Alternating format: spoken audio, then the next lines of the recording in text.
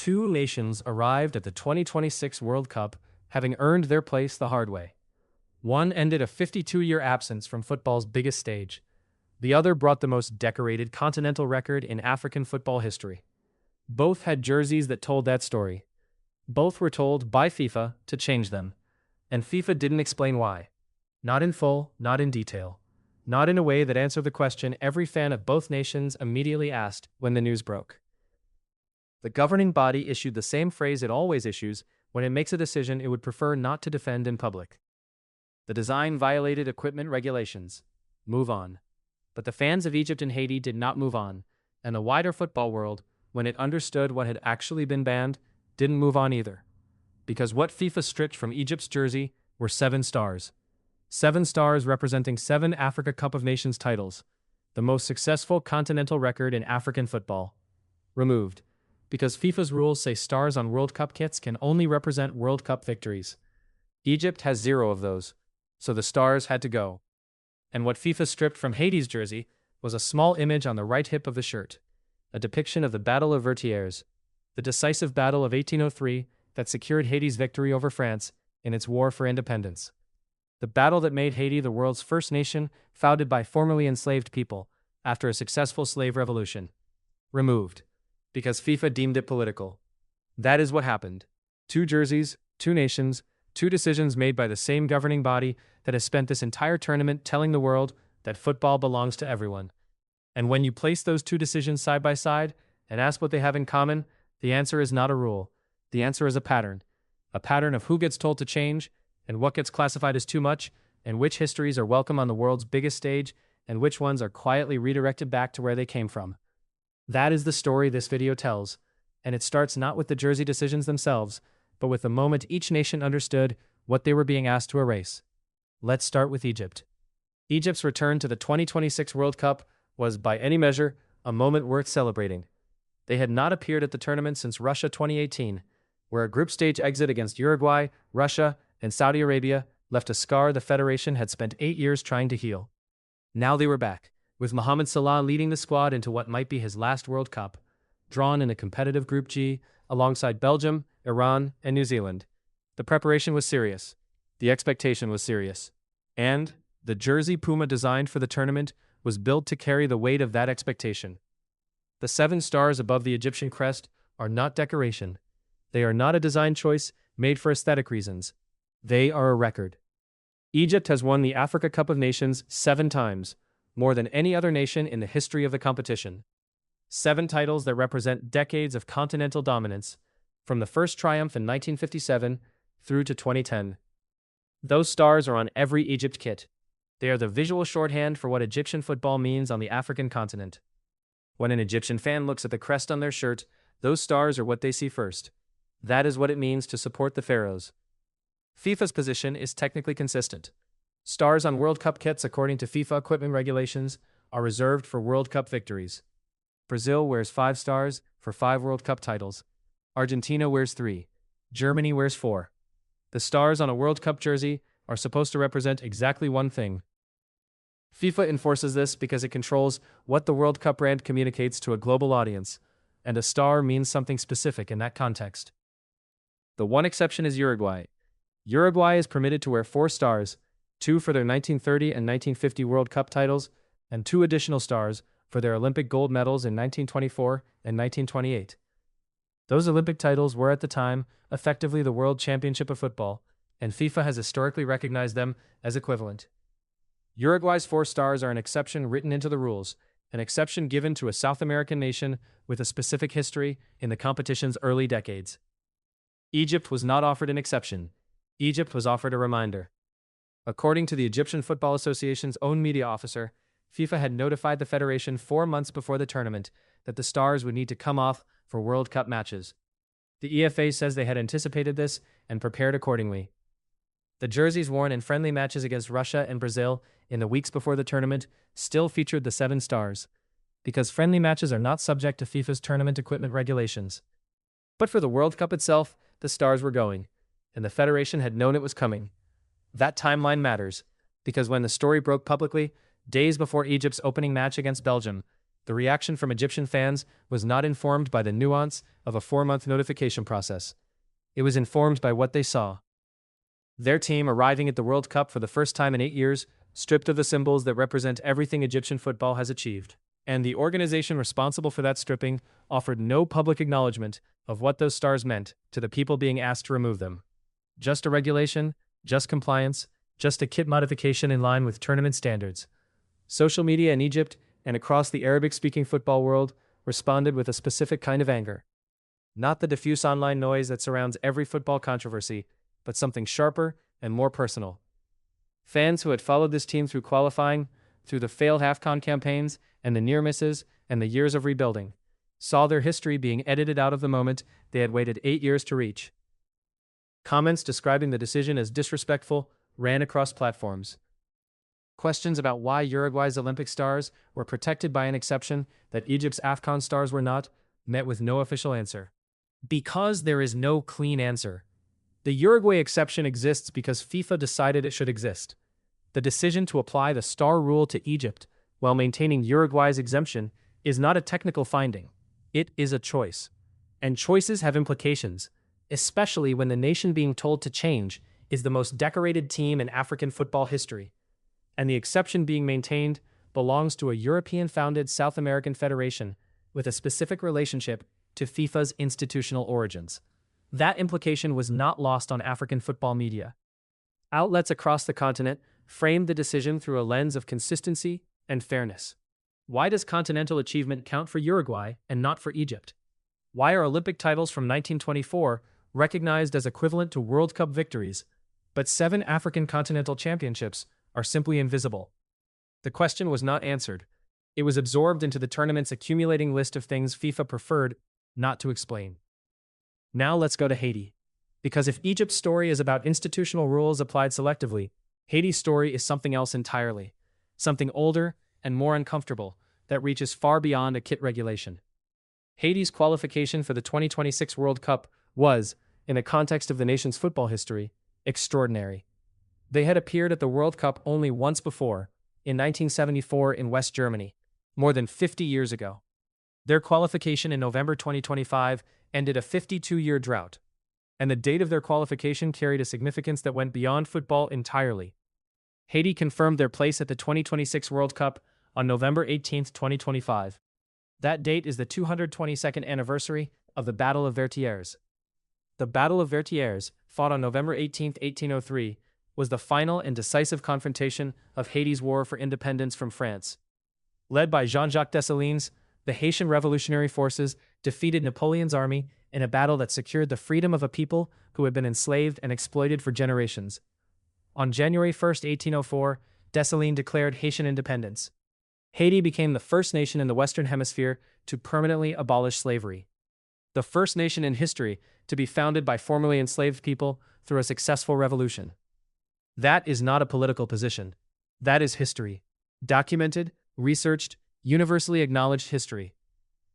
And when the Colombian sportswear company Saeta designed Haiti's World Cup jersey, they placed a small image on the right hip of the shirt depicting that battle.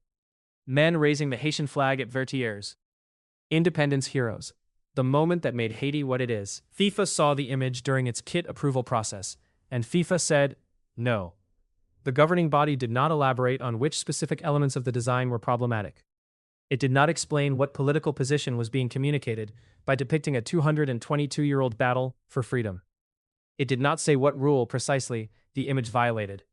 It said the design was too political, and it rejected it, and Haiti's federation was left to scramble for an alternative in the days before their opening match against Scotland in Boston. Saeta, the manufacturer, released a statement. They said the design was not intended as a political statement, but rather as a tribute to the men and women who contribute every day to Haiti's future. They said they would comply with the ban, and then they announced that the original jersey, the one with Vertières on the hip, would be restocked and sold to supporters. Because the demand for it had become, in the days following the ban, extraordinary. The original jerseys had sold out. The jersey FIFA banned became the jersey people wanted to own. That detail is worth sitting with, because it tells you something about how the decision landed, not just in Haiti, but among football fans more broadly. When FIFA banned the image, it didn't make the history disappear. It made the history visible. People who had never heard of the Battle of Vertières were now looking it up. People who would have glanced at a jersey and moved on were now reading about Jean-Jacques Dessalines and what he did on November 18, 1803. The band generated more attention for Haitian revolutionary history than any jersey worn at any World Cup ever could have. The Haitian sociologist Wilkins Pierre captured the weight of it precisely. A national team jersey, he said, is never just a piece of clothing. It carries a history, symbols, and a collective identity. And FIFA's response was that this specific history, this specific identity, was too political for the World Cup. Now here's where the two stories converge, because both decisions, Egypt's Stars and Haiti's Vertières, happened in the same tournament, within days of each other. Both against nations from the global south, both involving the removal of symbols that represent histories of achievement, resistance, and identity. And both were processed through the same FIFA approval mechanism, with the same level of public explanation. Which is to say, almost none. The question that the football world began asking when both stories broke simultaneously was not whether FIFA had rules. Of course it has rules. The question was whether those rules were being applied with any awareness of what they were actually doing to the nations they were being applied to. And whether the institution that runs the World Cup under a banner of global inclusion had thought, for even a moment, about what it means to tell Haiti that their independence is political, and tell Egypt that their continental dominance is irrelevant, in the same week. The double standard argument ran across social media with a specific example that proved difficult to dismiss. FIFA's clean venue policy, which we have covered in depth, is one of the most aggressively enforced commercial rules in sport. FIFA spent 18 months negotiating how to cover a corporate logo on a stadium roof. FIFA renamed 10 World Cup venues to protect its sponsors' exclusivity.